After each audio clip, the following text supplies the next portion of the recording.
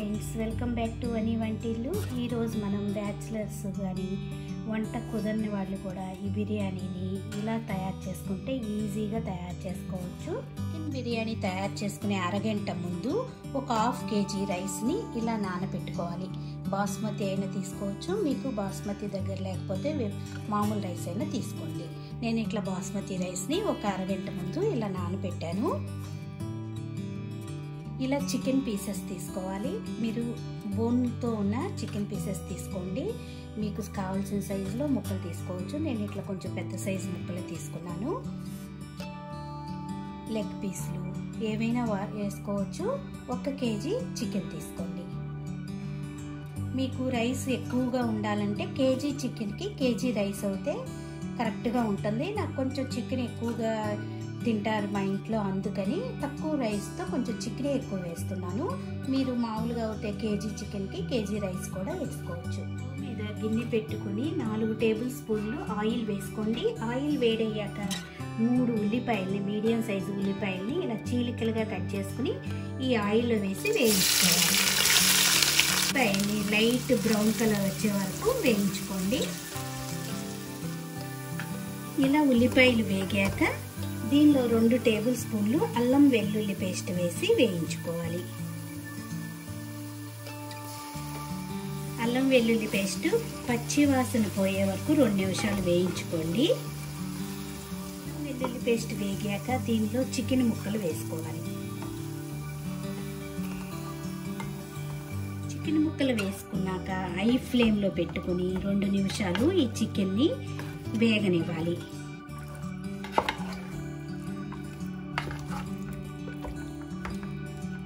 Chicken వేగాక 2 table స్పూన్లు బిర్యానీ మసాలా వేసుకోండి. మీరు చికెన్ మసాలా బయట కొన్నదైనా వేసుకోవచ్చు. నేను ఇంట్లో ఇది తయారు చేసింది. 1 టీ స్పూన్ పసుపు, 1 టేబుల్ స్పూన్ కారము వేసుకోవాలి. మీరు తినే స్పైస్ని బట్టి కారం వేసుకోండి. ఇప్పుడు ఈ మసాలాలతో 2 నిమిషాలు ఈ చికెన్ని వేగనివ్వండి.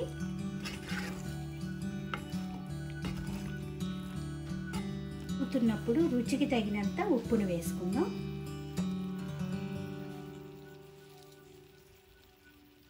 ఇప్పుడు దీనిలో 3 టమాటాలని ఇలా స్లైసులుగా కట్ చేసి వేసుకోండి. టమాటాలు ఇలా కొంచెం సాఫ్ట్గా అయ్యాక దీనిలో 1 కప్పు పెరుగును వేసుకోవాలి.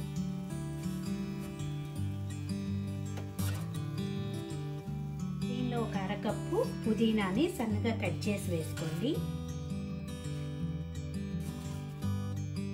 కప్పు సన్నగా కట్ చేసిన కొత్తిమీర, లోనే 4-5 పచ్చిమిరపకాయల్ని ఇలా సన్నగా చీలికలు కోసి వేసుకోండి. ఒకసారి కలుపుకుని ఒక 20 నిమిషాలు ఈ చికెన్ని బాగా ఉడకనివ్వాలి. 20 నిమిషాలు ఉడికించుకుంటే చూడండి చికెన్ బాగా ఉడికిపోయింది. ఇలా ఉడికాక స్టవ్ ఆఫ్ చేసుకుని దీన్ని పక్కన పెట్టుకోండి. స్టవ్ ఆన్ చేసుకుని ఒక గిన్నె పెట్టుకుని వాటర్ని బాగా వేడి చేసుకోండి. 1 లీటర్ వాటర్ వరకు వేడి చేసుకోవాలి. వాటర్ వేడవుతున్నప్పుడు దీనిలో బిర్యానీ ఆకు, బిర్యానీ మసాలాలు, చెక్క, లవంగము, స్టార్ పువ్వు మీ దగ్గర ఏది ఉంటే అవి వేసుకోండి. వాటర్ బాగా కాగాక దీనిలో ఇప్పుడు రైస్ను వేసి ఉడికించుకోవాలి.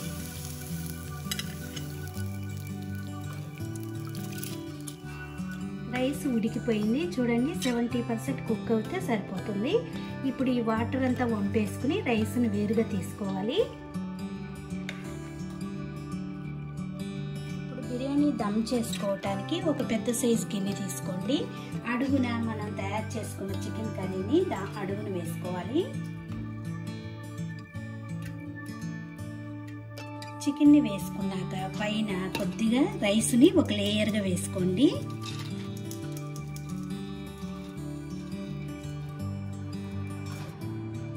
చికెన్ మీద ఈ రైస్ని అంతా ఇట్లా లేయర్గా వేసుకున్నాక ఇట్లా సమానంగా సరి చేసుకోండి.